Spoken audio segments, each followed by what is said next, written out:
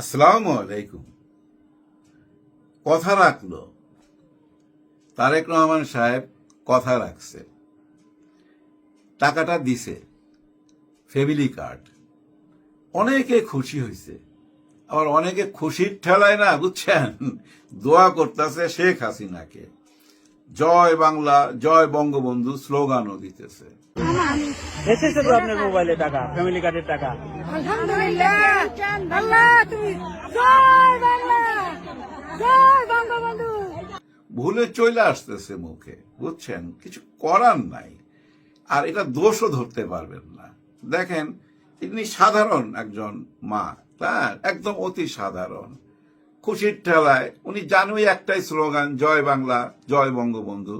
আর সে জানেও না হয়তো শেখ হাসিনা যে চলে গেছে, হয়তো সে জানেও না।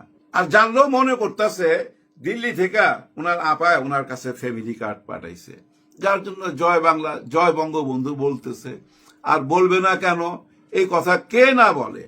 আপনি তাকান তো আমাদের মাননীয় রাষ্ট্রপতির দিকে, উনি বলে না? উনি নিজেই তো বলে জয় বাংলা জয় বঙ্গবন্ধু। আবার কি বলে? বাংলাদেশ জিন্দাবাদ। বাংলাদেশ জিন্দাবাদ। স্বাধীনতার ঘোষক জিয়াউর রহমান বলে না? বলে তো। আর উনি কে? একদম দেশের একদম সবচেয়ে উপরের মানুষটা দেশের। হ্যাঁ, উনি এমন একজন মানুষ, ওনাকে না কেউ অ্যারেস্টও করতে পারবে না, আইনও কোনো কাজ করবে না। আইনের ঊর্ধ্বে রাখা হয়তো রাষ্ট্রপতিকে। উনি দেখেন না, ফাঁসির আসামি খালাস কইরা দেয়। কি ক্ষমতাটা! উনি দেখেন ওনার কথা বদল করছে, দল চেঞ্জ করছে, অথবা ওই মহিলার মতো ভুলে বইলা ফালাইছে। ভুলে বইলা ফালাইছে বাংলাদেশ জিন্দাবাদ। আচ্ছা, উনি তো বলছে 18 মাস ওনাকে মোটামুটি বন্দি করে রাখছে, চাপ সৃষ্টি করে রাখছে। এখন কি উনি মুক্ত? একটু চিন্তা করে দেখেন তো। কারণ ওনার মুখে তো বাংলাদেশ জিন্দাবাদ বলার কথা না। ওনার অতীতের ভিডিওগুলা দেখেন, কিভাবে সমালোচনা করছে তারেক রহমান সাহেবের, বেগম খালেদা জিয়ার, কি বাজেভাবে সমালোচনা করছে। এবং গণতন্ত্রকে তছনছ কইরা দিছে শহীদ জিয়াউর রহমান, বেগম খালেদা জিয়া। এই কথা বলছে না?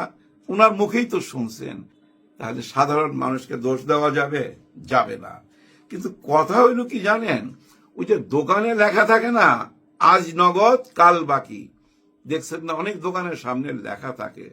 এখন নির্বাচন আসলে একটা সাইনবোর্ড লিখতে হবে, আজ বাকি কাল নগদ।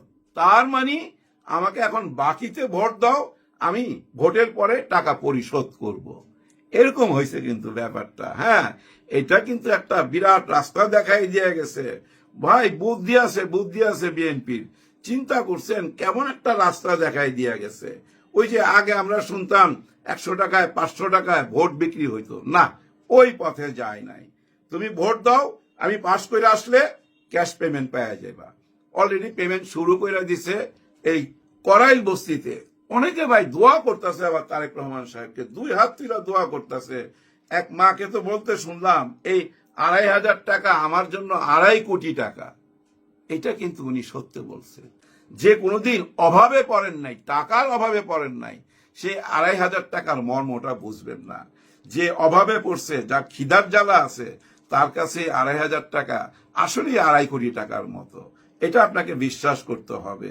আবার এইটাও বিশ্বাস করতে হবে, আগামী নির্বাচনে এরকম ফ্যামিলি কার্ড দিতে হবে।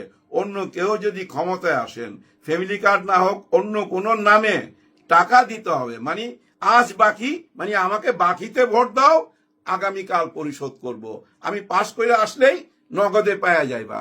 এবার হয়তো ওনারা দিছে মা বোনদেরকে, আগামীবার ওনারা দিবে বাবাদেরকে। হ্যাঁ, তার মানে কর্তা কার্ড, মানে ফ্যামিলির যে কর্তা থাকবে, এই কর্তার নামে কর্তা কার্ড দিবে আগামীতে। দেখেন, এইভাবেই কিন্তু আবার ওনারা পাশ কইরা যাবে। নির্বাচনটা একদম কঠিন কইরা দিল তো ভাই। হ্যাঁ, আপনারা আগে থেকে এখন প্ল্যান করে মারাত্মক বুদ্ধি খেলাইছে।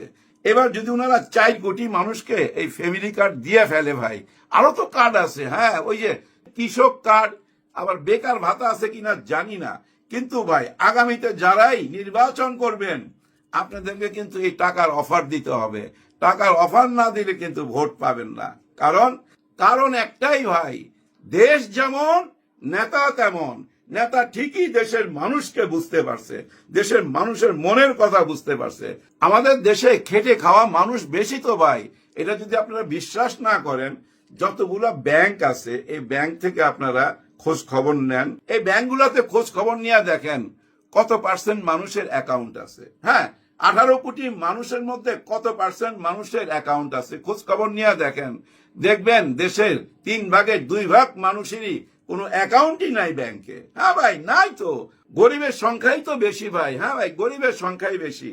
আর গরিবেরই খালি টাকা লাগে নাকি? আর কারোর টাকা লাগে না? আরে ভাই, গরিবের তো লাগে মাত্র 2,500 টাকা।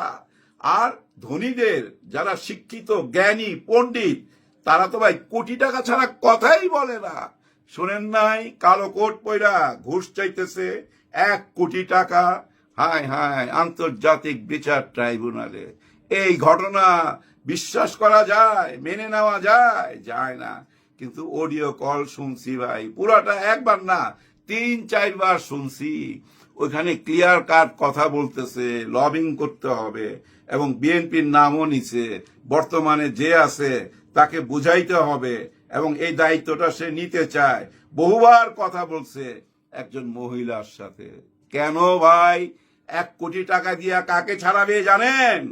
প্রথম যে শহীদ হয়েছিল চিটাগাঙ্গে, ওয়াসিম আকরাম। হ্যাঁ ভাই, ছাত্র দলের ওয়াসিম আকরাম বা ছাত্র সমাজের ওয়াসিম আকরাম। বিএনপির অনেকের মুখেই শুনছি এই ওয়াসিম আকরামের কথা, বারবার বলতো। ইদানিং না, ওই 18 মাস 17 মাস 16 মাস আগের কথা। সেই ওয়াসিম আকরামকেই তো বিক্রি কইরা দিতেছে। তার আসামিকে ছাড়াইবার জন্য 1 কোটি টাকা ঘুষ চাইতেছে। চিন্তা করা যায়? তার চাকরি চলে গেছে। হ্যাঁ, তাকে সরাই দিছে অন্য জায়গায়। উনি একজন প্রসিকিউটর ছিলেন আন্তর্জাতিক বিচার ট্রাইব্যুনালের, কিন্তু ওনার পাশে যাকে বসা দেখছি, যে বর্তমানে চিফ প্রসিকিউটর, ওনার পাশে ওনাকে বসা দেখছি। বুঝলাম না, ওনার কি চাকরি চলে গেল নাকি ওনাকে সরাইয়া দেওয়া হইলো? আর ওনার লাইসেন্স কাইরা নিতে হবে, তারপরে আনতে হবে আইনের আওতায়। হ্যাঁ ভাই, আইনের লোককেই আইনের আওতায় আনতে হবে। তাইলে দেশে একটা মেসেজ যাবে, আইনের বাইরে কেউ না। এই মেসেজটাই তো যাবে সারা দেশে। কিন্তু ওনাকে যদি এখন ছাইরা দেন, কারণ প্রমাণ তো আছে, আর তদন্ত কইরা যদি দেখা যায় এই অডিও কল তাকে তো সাজা দিতে কোনো অসুবিধা নাই।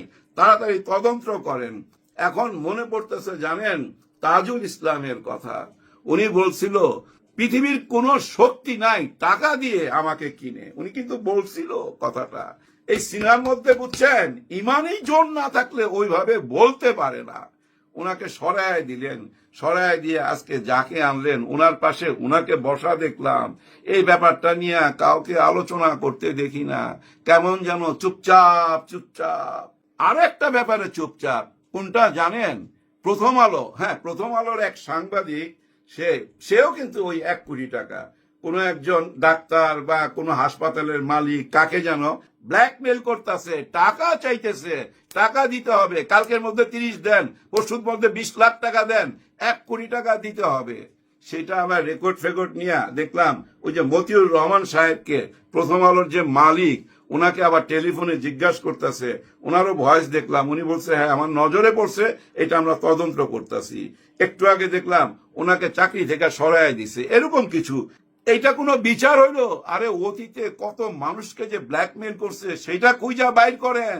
কথায় বলে না 10 দিন চোরের 1 দিন গৃহস্থের। এটা তো 1 দিন ধরা পড়লো গৃহস্থের কাছে, বাকি 10 দিন যে চুরি করছে সেটার খবর নিতে হবে। এদেরকে ছেড়ে দেওয়া মানে কি জানেন? ঘুষকে প্রশ্রয় দেওয়া। ঘুষ চলতেই থাকবে। কিভাবে থামাবেন? থামাইতে পারবেন না তো। কারা থামাবে? আইন কইরা থামাইতে হবে তো। আইন কারা করবে? যারা সংসদে যাবে। এই সংসদে যারা গেছে তারা নিজেরাই তো ভাই ঋণ খেলাপি। সংসদে যারা গেছে এর অর্ধেকই ঋণ খেলাপি। ব্যাংকের টাকা পয়সা মাইরা ধইরা ওই টাকা পয়সা কোনোদিনই দিতেছিল না, দেয়ও না। এখন ক্ষমতায় আসছে, সংসদে যাবে, সংসদ থেকে কামায়া টামায়া হয়তো ওই ঋণ শোধ করবে, অথবা আরো ঋণ নিবে। আরো ঋণ নিয়ে বিদেশে চলে যাবে, 300-500 বাড়ি বানাবে, 5 লক্ষ টাকার জুতা কিনবে, বেল কিনবে 2.5 লক্ষ টাকার। এগুলোই আমরা পরে দেখতে পামু, এখন আর খোঁজ পামু না। যতদিন সরকারে আছে ততদিন খোঁজ পামু না। যেভাবে 18 মাস ইউনূস সরকার ছিল তখন কেউ কিছু বলতেছিল না। হ্যাঁ, বলতেছিল আকার ইঙ্গিতে, অমুকে অত হাজার কোটি টাকা মারছে, তমুকে অত হাজার কোটি টাকা মারছে। আসিফ নজরুল, আসিফ মাহমুদ, সজীব ভুঁইয়া থেকে আরম্ভ করে বহু মানুষের নাম শুনছি, কিন্তু কথা হচ্ছে আইন কেন বৈশা রয়েছে, দুদক কেন বৈশা রয়েছে, কেন ওদের হাতে হ্যান্ডকাপ লাগাচ্ছে না? কারণ কি? নাকি সবই খালি গুজব আর গুজব? হ্যাঁ ভাই, যতক্ষণ পর্যন্ত হ্যান্ডকাপ না লাগাবে ততক্ষণ পর্যন্ত সত্য প্রমাণ হবে না। নাকি তাদের টাকা পয়সা দিয়া ওদেরকে ম্যানেজ করে ফেলাইলো যারা হ্যান্ডকাপ লাগাবে?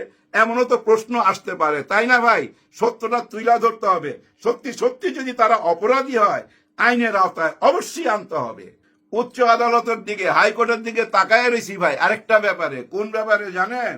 ওই যে রিট করছিল গণভোট অবৈধ ঘোষণা করার জন্য, কেন এটাকে অবৈধ ঘোষণা করা হবে না এরকম প্রশ্ন তুলে ধরছিল। ওই রায়ের 4 সপ্তাহ সময় নিছে উচ্চ আদালত। আমি মনে মনে কি চাই জানেন? অবৈধ ঘোষণা কইরা দে, তাইলেই তো খেলা জয়মা যায়। হ্যাঁ ভাই, অবৈধ ঘোষণা করার সঙ্গে সঙ্গে অনেকগুলা মামলা হবে, অনেকগুলা রিট হবে। কারণ কি জানেন? ধরেন আপনার সন্তান হইছে, যমজ সন্তান হইছে, 2টা সন্তান হইছে। এখন আপনি একটাকে বলতেছেন অবৈধ, আরেকটাকে বলতেছেন বৈধ। এইটা কিভাবে প্রমাণ করবেন বলেন তো? আমরা একই দিনে তো ভোট দিছি, একটা জাতীয় ভোট, একটা গণভোট। একটাকে বৈধ বলবেন, আরেকটাকে অবৈধ বলবেন। এইভাবে কি আইন চলবে? না। আইনের কাছে যে দাঁড়ান না, দেখি আইন কি জবাব দেয়। আইন কি জবাব দিতে পারবে যে না ওই যমজ একটা বৈধ আরেকটা অবৈধ? পারবে না ভাই, ফাইসা যাবে ভাই, ফাইসা যাবে। যার জন্য চাচ্ছি আদালত থেকে, উচ্চ আদালত থেকে খালি অবৈধ ঘোষণা কইরা দেখ, তাহলে তো খেলাটা জমতে পারে। যাই হোক, ভিডিওটা শেষ করার আগে একটা কষ্টের কথা বইলা শেয়ার কইরা ভিডিও থেকে বিদায় নেবো। সেটা কি জানেন? আমাদের আমির সাহেব ডাক্তার শফিকুর রহমান সাহেবের নামে একটা চিঠি গেছে খলিল সাহেবের কাছে। কোন খলিল সাহেব চিনছেন তো? মাননীয় পররাষ্ট্রমন্ত্রী খলিল সাহেবের কাছে চিঠি দিছে। কে চিঠি দিছে? ডাক্তার শফিকুর রহমান সাহেবের যে একজন উপদেষ্টা আছে, পররাষ্ট্র নীতিমালা নিয়ে যে উপদেশ দেয় উনাকে, সেই ব্যক্তি একটা চিঠি দিছে আমাদের খলিল সাহেবের কাছে চাকরির আবেদন। ধরে নিতে পারেন চাকরির আবেদন। মানে ডাক্তার শফিকুর রহমান স্যার চাচ্ছেন যে খলিল সাহেবের সাথে আমাদের একটা মানে জামাতের এই লোকটাকে রাখা হোক। অর্থাৎ ডাক্তার শফিকুর রহমান স্যারের যে উপদেশটা আছে, পররাষ্ট্র নীতিমালা নিয়ে যে উপদেশ দেয়, তাকে যেন খলিল সাহেবের পাশে রাখে। এটা কেমন কথা হয়ে গেল না? যাই হোক, রাগ করার কিছু নাই, কারণ ডাক্তার শফিকুর রহমান স্যার বলছে এটা নিয়ে ভুল বুঝাবুঝির কোনো কারণ নাই। এই চিঠি আরো 2 সপ্তাহ আগের, এটা অন্য একটা ব্যাপারে লেখা হয়েছিল, কিন্তু চিঠির সাথে কিছু কথা জুড়ে দেওয়া হয়েছে যেটা উনি জানতো না। ব্যাপারটা হয়ে গেল কিন্তু আবার ওই ফেক কাহিনীর মতো, ওই যে হ্যাক হয়েছে হ্যাক, ওই কাহিনীর মতো হয়ে গেল। কিন্তু স্যার, এই কথাটাকে আপনি কিভাবে বিশ্বাস করাইবেন যে আপনি জানতেন না? আপনার অগোচরে কিছু শব্দ বসায় ওই চিঠি পাঠানো হয়েছে। এটা কি বিশ্বাসযোগ্য কথা? না স্যার, এটা বিশ্বাসযোগ্য কথা না। যেমন দেশ তেমন নেতা, এভাবে কি চলবে? না, এভাবে চলতে দেওয়া যাবে না। সবাইকে না সত্যের পথে আসতে হবে, এত ভুল করা যাবে না। বিরোধী দল মানে বিরোধী দল, একদম সত্য বিরোধী দলের মতো কাজ করেন। আরে এটাই তো বড় ভাগ্য যে এত বড় বিরোধী দল হইতে পারছেন। আপনারা তো 2টা-3টা আসন নিয়ে শুরু করছিলেন, অনেক লম্বা পথ পার হইয়া আজকে এত বড় বিরোধী দল হইতে পারছেন। সেটাকে সঠিক কাজে লাগান, মানুষের মন জয় করে নেন। এসব উল্টা পাল্টা চিঠি দিয়া মানুষের মন ভাঙেন না। এই চিঠি দেখার সঙ্গে সঙ্গে তো ভাই সত্যি সত্যি লজ্জা লাগতেছিল যে আজকে আমি কেমনে কথা বলুম, কিভাবে মুখ দেখামু, উনি এই চিঠিটা কিভাবে দেয়। এতটা আপোষ নীতি নিয়ে তো ভাই রাজনীতি করা যায় না। হ্যাঁ ভাই, বিরোধী দলের একমাত্র কাজ ওই যে যমজ 2 ভাইয়ের এক ভাইকে অবৈধ ঘোষণা করছে, আরেক ভাইকে বৈধ বলতেছে। এইটা নিয়ে লড়াই করেন, যমজ ভাইয়ের অধিকার নিয়ে লড়াই করেন। এক যমজ ভাইরে কোলে নিবেন, আরেকটারে রাস্তায় ফালাই দিবেন। এটা কি হয়? এটা হইতে পারে না। রাজনীতি ওই দিকে নিয়ে যান। সবার জন্য সবাই দোয়া করবেন। আল্লাহ হাফেজ।